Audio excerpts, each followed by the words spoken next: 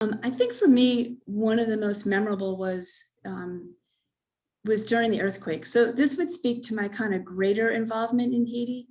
I would go down and do a lot of medical trips as well. And during the earthquake in Haiti, of course, it was horrendous. I was able to get into country a couple of days after the earthquake.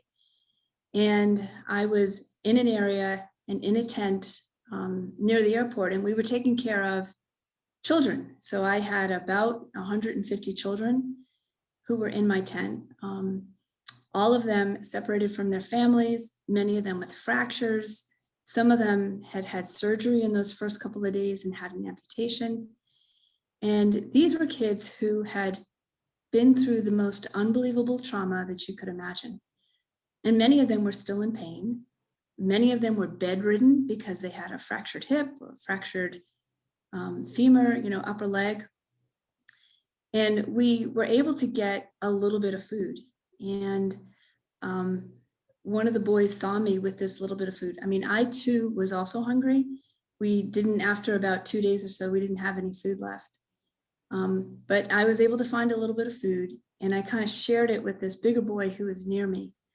And he then turned to the kid next to him, and that handful of nuts that I had given, he shared with the little girl next to him. And he kind of gave that look of like the eyebrows up and, and the chin out, like pass it on. And that little girl passed it on to the one next to her, a half a handful, to the next one, a quarter handful, and on it went down the row until the last kid looked at his hand and he had 2 peanuts and took one and ate it and gave the other one to the little boy next to him.